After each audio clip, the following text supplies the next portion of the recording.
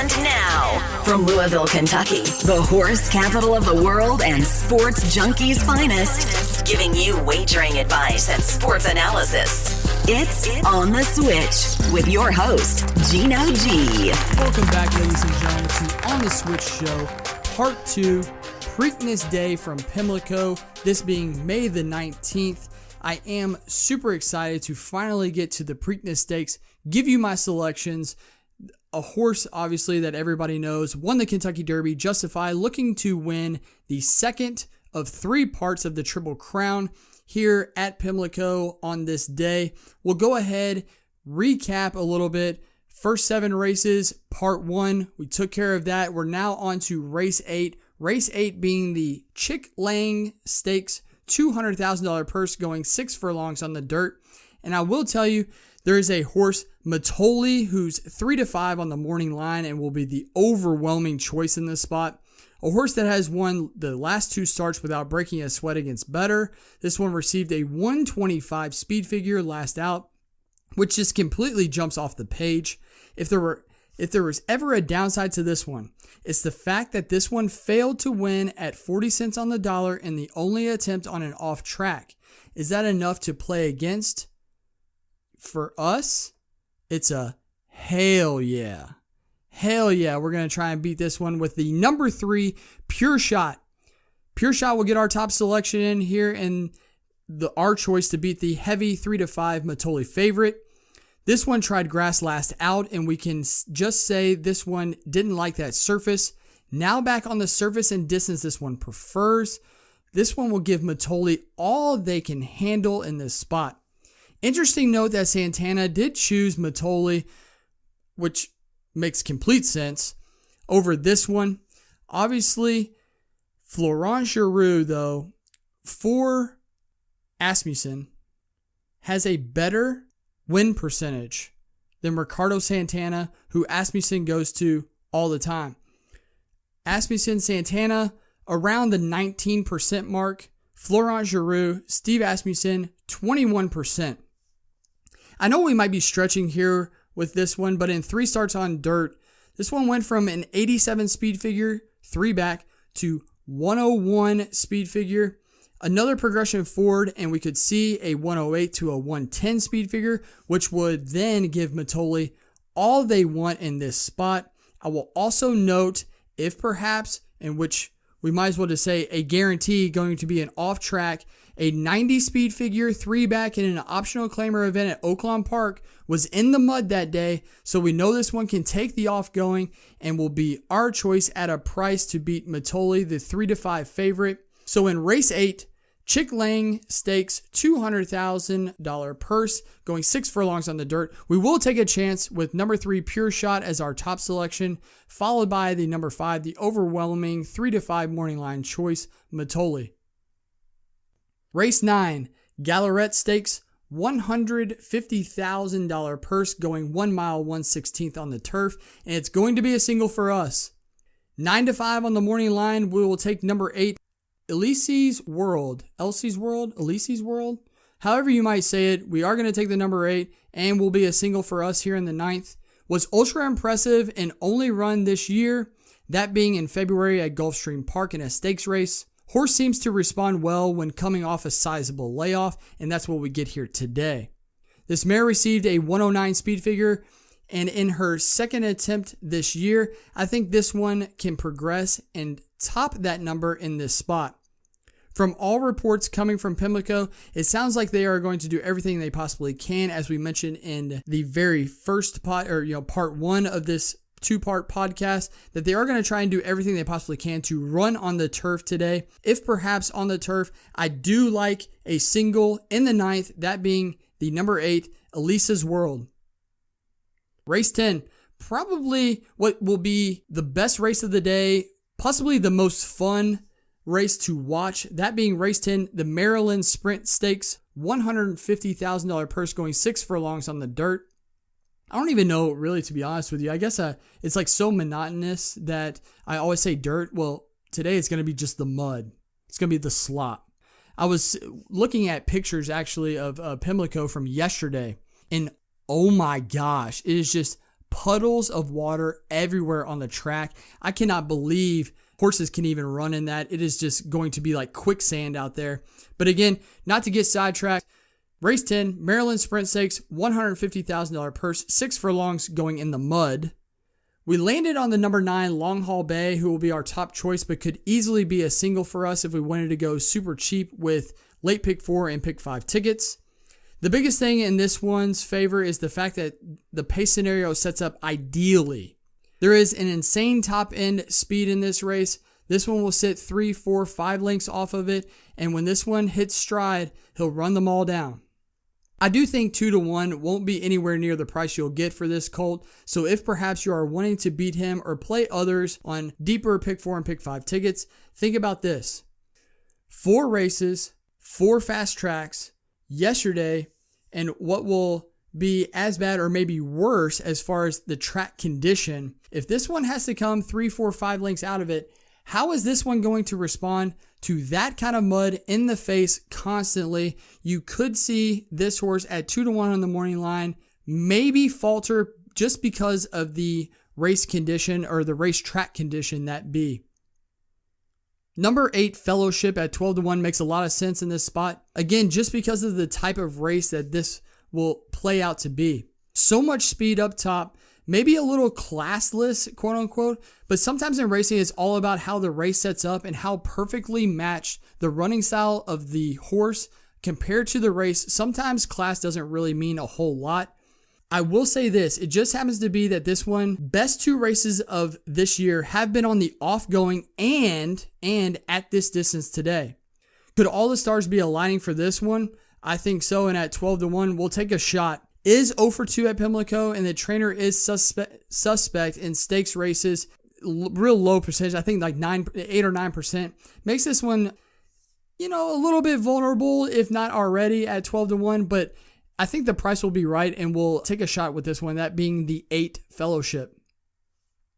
A horse that's 9-2 on the morning line is number 4, Louisfield.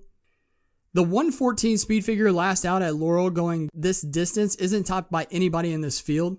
Since September of last year, look at the speed figures. These are all in order, I'll give them to you. 91, 95, 96, 110, 114, and I believe today another step forward could be right there as they cross the line. I will note trainer-jock combo win at 28% over 330 runners. The trainer's nearly 38% over 44 runners in stakes races.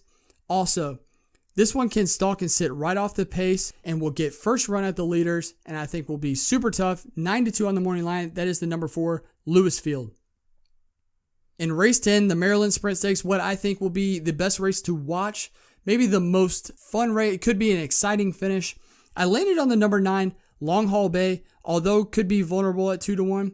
I will take a shot with the number 8 Fellowship at 12-1 and then the 4 Louisfield. So for us, it is going to be 9-8-4. Race 11, the very one stakes, $100,000 purse going 5 furlongs on the turf. I landed on the number 8 Booze. Booze nearly dropped at the gate last out, although it's not noted in the form. Please watch that race back to get the full understanding. And then after that, ran on even terms to finish 7th at Belmont last out, beating just 4 1/4 lengths. Although speed figures might be a little low, I think there are some excuses for those. I think the fact this one is 4 for 4 at the distance, 4 for 6 hitting the board on wet turf or off turf, and will have the correct running style, sitting just off the pace. I think this one can score at a price that'll be big numbers here. I will note this, trainer is 33% with runners coming off a 180 plus day layoff, and the trainer jockey combo have teamed up for multiple winners with a huge ROI. That is the number 8 Booze in race 11 as our top selection. I took a look at number 11 Smiling Causeway. I do believe, although not the morning line favorite, should be the one to beat in this field. This one hasn't finished worse than second in 7 career starts. A pair of 103s for speed figures in the last 2 starts is impressive. Really good, top-notch horses find their ways to win no matter what the situation might be thrown at them. I think that's what happened in December last out, where this one was left at the gate 4 or 5 lengths back which was completely unfamiliar territory for this one, still got the job done that day and exuded so much class in doing so. I think that's what really sets this one apart. Parked outside, a missed break, which happened just last out, could be a catastrophic thing for this horse. A missed break here in this spot, breaking outside, gives this horse absolutely no chance unless it's just a super horse. So I will note that as well. Trainer, this is interesting. This is one of the most interesting things that I ran across when going over the card. The trainer across the board has insane, unbelievable numbers. How about this? A whopping 47% off 61 to 180 day layoff. The trainer jock combo just happens to be 31% as well, over 127 runners. That is the 11 Smiling Causeway, who, although not the morning line favorite, I do think will go load into the gate as the favorite in race 11. Also, at 6-1, I took a look at the number 1 Chanteline. Chanteline, Asmussen, and Santana team up again with a horse that'll be near or at the lead in this event. Santana here recently has been super, super hot as well as having so much success with horses who have speed, and that's what we get here. I think Santana can be aggressive early with this one, and with no direct speed, there's some speed directly to the outside in the 2. Other than that, there's no speed really outside of that for this one. I think can break well, get to the lead, at the lead, get out to the 2 or 3 path, and should be pretty tough in this spot. And an interesting choice at 6-1, that is the number 1 Chanteline. In race 11, the very one stakes, $100,000 purse going 5 furlongs on the turf. I did take the number 8 Booze as our top selection. Number 8, Smiling Causeway, who I think will be the one to beat in this, as our second choice. Number 1, Chanteline as our third selection. Race 12, the one before the Preakness, the Lark Sir Barton Stakes, $100,000 purse going 1 mile, 1/16 on the dirt. I landed on the number 1 Forest Fire, and is another horse at a price that I like a lot. I could fall completely on my face with all these choices from 10 to 15 to 1, but it could also pay off as a huge payday. But with this lightly raced gelding, this one has progressed in every start of his career, ending with a near miss and first time stakes event at Laurel last out. Also routing for the first time, this one really showed a lot of promise, although leveling out after taking the lead down the lane to lose by just 3/4 of a length. Got a 99 speed figure for that effort, and if you look again at the progression of this one, second time routing, speed figures that grow significantly with every start. And did I mention this one scored in the mud going 1 mile recently? So we know this one will enjoy an off track as well. We'll need to progress in the same progression, but Saez will give this one a good ride, I believe, sitting right off the speed from the inside. A horse that I think is going to be a significant play against for most professional handicappers. Not saying that I'm a professional handicapper, but I think a lot of people will use this horse as a big play against, and that is the number 8 Axeman. Axeman is the overwhelming morning line favorite here and has to be used, in my opinion, although I'm not incredibly fond of this one. Speed figures are just incredible, especially the 118 last out in an optional claimer, $75,000 at Santa Anita. A repeat performance of that will be plenty good. We'll win for fun against this particular field. Why am I concerned with this one though? Well, ran a 108 in debut, then threw a dud out there. Last out, blew a wad in an optional claimer, $75,000. Do we have a repeat performance today? That being a dud? Quite possibly.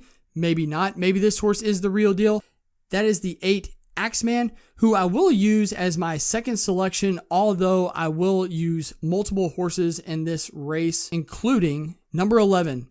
Title Ready needs to have a look in here at 5-1. Asmussen puts Ortiz back up, and here is why that's significant. In this one's best race lifetime, that being the Rebel Stakes at Oaklawn Park, Ortiz was aboard that day and ran 4th by just 5 lengths. Receiving a 101 speed figure that day, the way in which this one didn't give up all the way through the stretch makes me lean towards this one being able to get to his best performance with Ortiz in the irons today. If Axeman doesn't fire, this one I think will have every opportunity to win in this spot. That is the number 11 Title Ready. In the race right before the Preakness, race 12, Lark Sir Barton Stakes, $100,000 purse going 1 mile 1/16 on the dirt. I landed on a 15-1 shot, that being the number 1 Forest Fire. Secondly, I like the number 8 Axeman. Lastly, the number 11 Title Ready. We have now made it to race 13, this being the Preakness Stakes, what everybody wants to see, and I'll tell you a little bit of background or my opinion on this race just in general. The Preakness Stakes is always one of the more interesting races to bet from a standpoint that typically speed does fairly well. Such horses as Rachel Alexandra, who won Wire to Wire, Oxbow as well is another one that comes to mind just off the top of my head. The $1.5 million purse for 3-year-olds going 1 mile and 1/16 on the dirt. I think this group of 8 horses, my opinion, okay, this is not a statistical thing. I don't know left from right probably when it comes to this, but in my opinion, I'm only 30 years old, and I will tell you, I believe this is the worst Preakness field I have ever seen in my life. I know Justify is the one to beat and would be the one to beat if perhaps 14, or I think the most that they can have, I think in this is 14 horses. I think the most they've ever had is 13. I could be wrong on that. But so many years, there's been so many different options, different horses that ran in the Derby that just had completely horrible trips. This year, you just don't have that. Good Magic does come back, who I am going to be playing completely against. I will not have any Good Magic on any ticket whatsoever when it comes to Exactas, Tries, and Supers. I believe Good Magic ran such a big race Kentucky Derby Day. It's going to be a hard-pressed proposition when running a race like that Kentucky Derby Day, getting so much mud in the face. Now coming back 2 weeks later and going to have the same thing happen. I think you could see a huge bounce from Good Magic in this spot. I will say this, though. It's going to be all about Justify, the number 7, the horse that won the Kentucky Derby. I mean, what am I supposed to say here? 1-2 on the morning line. You can't be surprised. A horse who has speed, class, talent, size, muscles. I'm not kidding you. When you look at Justify in real life, unbelievable. Really just looks like a chiseled sculpture out there. Towers, huge, muscular. I was telling somebody the other day, I forget exactly who it was, could have been Frank from New York. Justify reminds me of LeBron James. And I know that sounds ridiculous, right? But LeBron James to the NBA at 6'8", 265, if you translate that to a horse, that's what Justify is. Justify is just huge, muscular, not extra weight, not fat, just an absolute monster. I think the way this one is parked outside in the 7-hole can break super quick with Mike Smith. Stay out into the 3-4 path, knowing that can go a little bit wider the entire way and still has plenty of horse to win this. I do, and I will go out on the record by saying I think Justify will win this race by 5 or 6 lengths with no issues whatsoever. I would actually be surprised if Mike Smith actually hits Justify one time. I know that sounds crazy, but I think Good Magic bounces here. I don't think that one runs. I do think, as far as my second selection, Bravazzo will run better, but Bravazzo is going to be a good 5 or 6 lengths back of Justify, who will ease home just like American Pharoah did in 2013. I will take Justify on top, and I don't believe anybody has any chance whatsoever of beating Justify. I did, as aforementioned, take Bravazzo as my second selection if perhaps you're wanting to play Exactas and Tries. If perhaps, I will say this as well, if perhaps you are to play Exactas and Tries, make sure you play them straight. Reason being is because, especially if you believe Justify is going to win the race, if you box it, you're just wasting money. Might as well take just Justify on top and then try to guess the second, second, third, fourth horses. That way you can play it for $5, $6, $7 straight. For me, just giving this out there, my trifecta could be 7, 8, 2 straight. Play it for $10. Might only pay 60, 70, 80 bucks or something if it does hit. But when you have it 10 times, $10 for 780 sounds like a pretty good proposition. So I can't tell you all what to do, but boxing I think is just going to be a bad idea when I believe Justify is going to be the one that just stomps home with ease. Like I said, back to it. Bravazzo, second selection.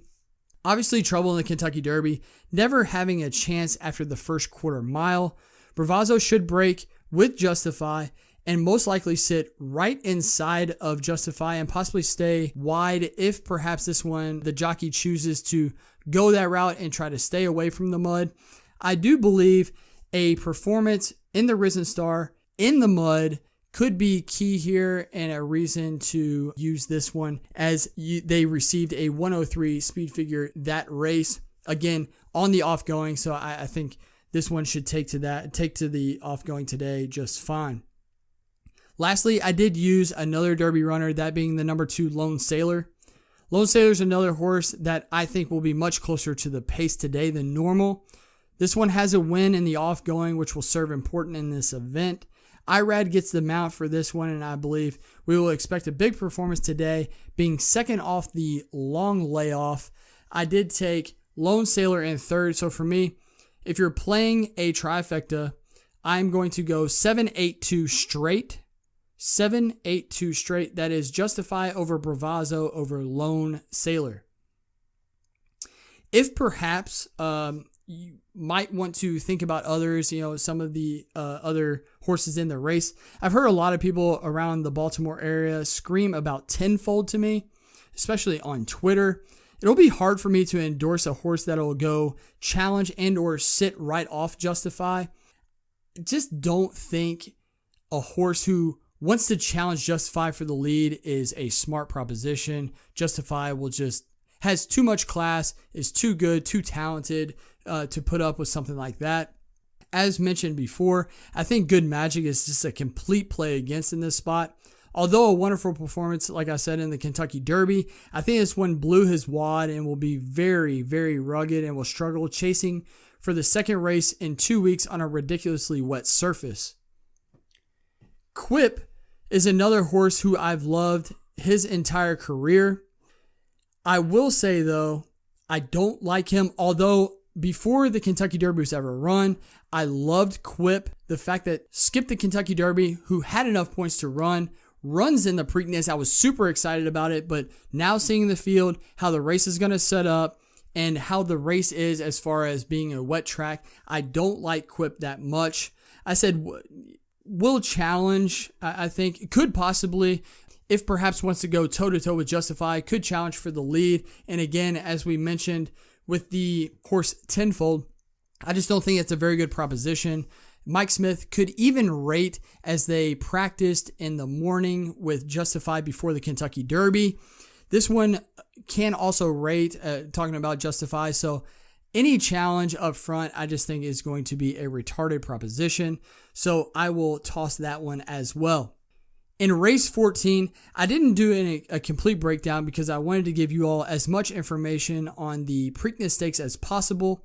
So if playing pick 4s, pick 5s that end in race 14, I do like the number 3 Phil's Cocktail on top, followed by the number 6 Iredell, followed by the 7 Appealing Future. So in the email route as well, I don't give a breakdown of the 14th race just because I believe most of the tickets should be ending with the Preakness Stakes. So I did not give full selections for that. If perhaps you all have any questions, please contact me back. I will be more than happy to break down why I like the number 3 Phil's Cocktail on top. Speaking of wagers, Pimlico has a huge pick 4 guarantee that ends with the Preakness Stakes. Unfortunately, I don't think it's going to pay a whole lot. That being because Justify, every single ticket will have Justify at least included.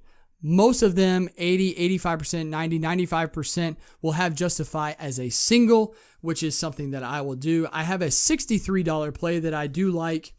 50 cent pick 4 starting in race 10. I take 4-8-9 with all, with 1-8-11 with Justify, ending it as a single. This is a $63 play.